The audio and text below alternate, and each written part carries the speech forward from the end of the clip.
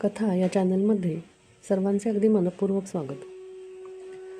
सध्या आपण श्री ब्रह्मचैतन्य गोंदावलेकर महाराज यांची प्रवचने तर ऐकत आहोतच, पण आज अतिशय वेगळा विषय मी घेतलेला आहे, ज्याची सगळ्यांनाच उत्सुकता असते. ती म्हणजे ध्यानधारणा, ज्याला इंग्लिशमध्ये मेडिटेशन असं म्हणतात. ध्यानधारणा म्हणजे नक्की काय? ध्यान करणे म्हणजे फक्त वयोवृद्धांचे काम आहे का? याचा प्रत्यक्ष देवाशी संबंध आहे का? ध्यानधारणा ही कोण्या गुरु किंवा सद्गुरूंकडून शिकावी का?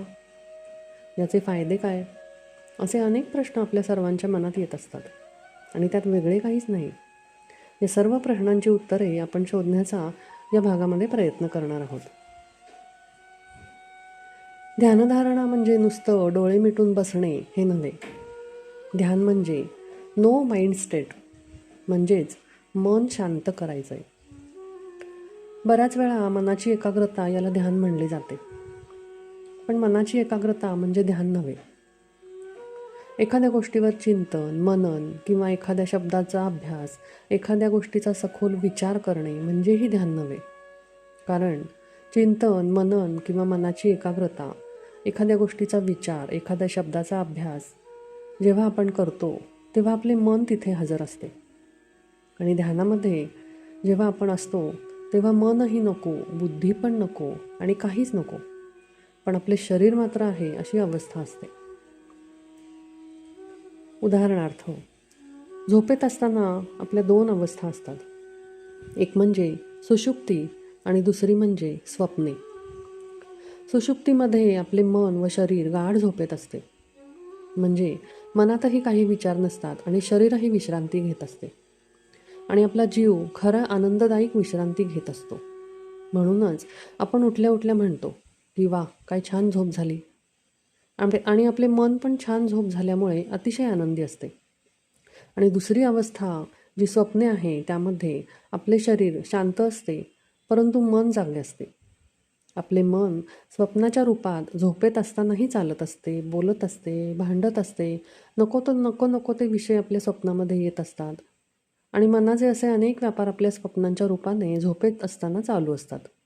आणि जेव्हा आपण झोपेतून उठून जागृत अवस्थेत येतो तेव्हा आपला विश्वासच बसत नाही की आपण खऱ्या जगात आहोत. हे जे स्वप्नामध्ये जे झालंय ते खऱ्या जगात काहीच नाही. त्यामुळे झोपेत असताना या ज्या दोन अवस्था आहेत त्या आपण अनुभव घेतच असतो. तसेच ध्यानामध्ये सुषुप्ती अशी स्थिती असते, म्हणजेच मन नाही, बुद्धी नाही, विचारही नाहीत आणि काहीही नाही, पण आपण आहोत अशी अवस्था. आता ते करणे म्हणजे सर्वात अवघड काम आहे. बऱ्याच जणांची अख्खी आयुष्य गेली तरीही ते काम ते करू शकत नाहीत. कारण आपल्या शरीरात सर्वात अखंड आणि आपले कार्यरत असणारे आपले मनच असते आणि ते जराही विचार न करता राहू शकत नाही. एकामागून एक असे सतत विचार येतच असतात. ध्यानधारणा किंवा मेडिटेशन म्हणजे वर्तमान क्षणात आपले जगणे थोड्या वेळासाठी विसरून फक्त आणि फक्त आपल्या श्वासावर लक्ष केंद्रित करण्याची साधना. ध्यानामध्ये मनात येणारे विचार यांचे निरीक्षण आपल्याला करायचे असते आणि आपल्या मनात येणारा पहिला आणि नंतर येणारे सर्व विचार यांना साक्षीत्वाने बाजूला सारायचे आणि विचार आपल्यासमोर आला की तो लगेच तिथेच थांबवायचा.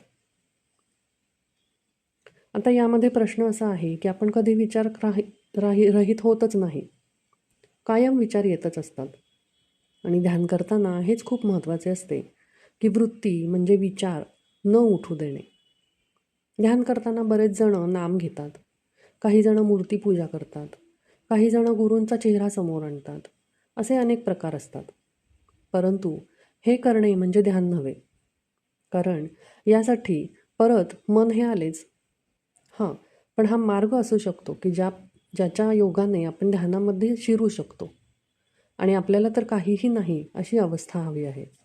त्यामुळे हे सर्व मार्ग असू शकतात, परंतु ध्यानाचा शेवट हा वेगळाच असू शकतो.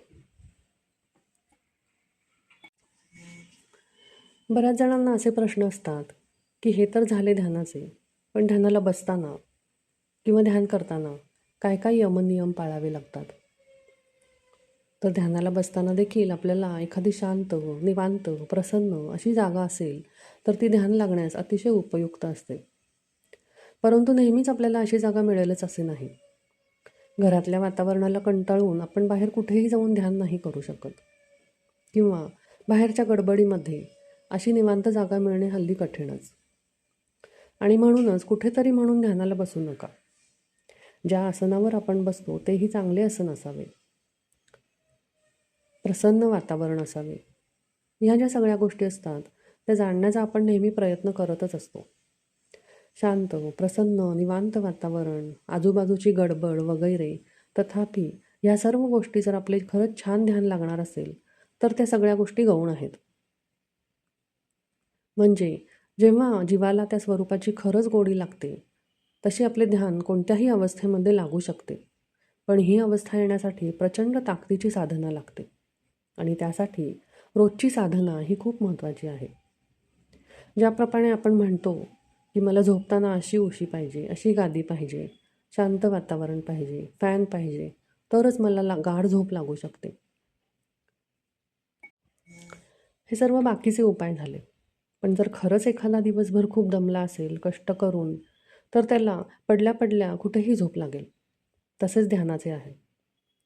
आपल्या जीवाला जर स्वरूपाची खरंच गोडी लागली तर आपण कोणत्याही अवस्थेमध्ये ध्यानाला बसू शकतो. परंतु जर एखाद्याला सुरुवातच करायची आहे तर ह्या गोष्टी लक्षात ठेवायला हव्यात, की जागा प्रसन्न हवी, आजूबाजूला गडबड नको, प्रसन्न वातावरण हवे, शांत वातावरण हवे, आणि सगळ्यात महत्त्वाचं मनामध्ये निगेटिव्ह विचार नकोत. रात्री 12 ते 4 ही वेळ सोडून ध्यानाला बसावे, कारण ही वेळ तशी फार पवित्र मानली जात नाही. ध्यान करताना चिंतनाची सवय असावी, पण सतत चिंतन करू नये, कारण चिंतन करताना सुद्धा आपल्याला मनाची आवश्यकता लागते. त्यापेक्षा नामस्मरण केले तर उत्तम, कारण चिंतन करताना आपले मन सतत काम करत असते, आणि नामस्मरण करताना जर ध्यान केले तर त्यात आपल्याला चिंतन किंवा विचार करावे लागत नाही. नामस्मरण हे आपोआप होत राहते, आणि मग हळूहळू चिंतन बंद होते. नामस्मरण करताना कसे करावे? ध्यानामध्ये असताना नामस्मरण करताना आपण मनातल्या मनात करावे.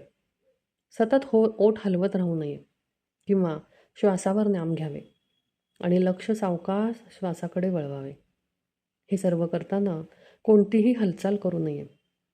देहाची, मनाची, बुद्धीची या सर्वांमधून बाहेर पडून स्वतःच्या स्वरूपाचा शोध आपल्याला घ्यायचा आहे. पहावे आपण असे आपण, म्हणजेच आपल्या स्वतःचा शोध आपण या ध्यानाच्या मार्गाने घ्यायचा आहे.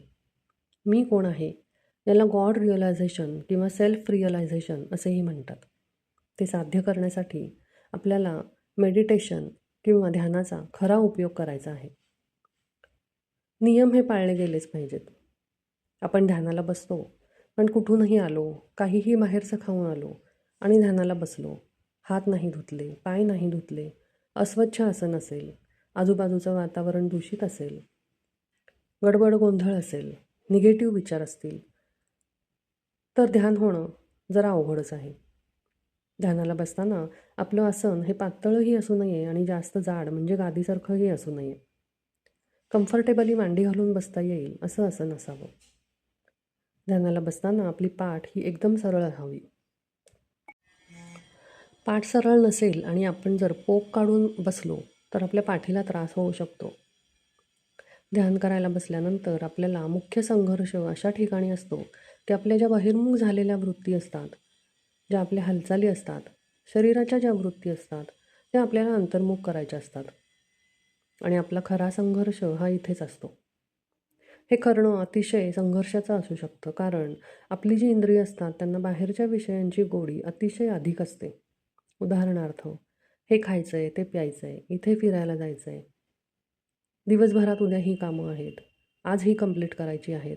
अशा अनेक गोष्टी ज्या असतात त्यामध्ये इंद्रिय सुख घेण्यामध्ये मग्न असतात, आणि अशा सगळ्या इंद्रियांना आपल्याला अंतर्मुख करणं हे सगळ्यात अवघड काम आहे. आणि त्याच्यासाठी आपल्याला प्रचंड धडपड करावी लागते.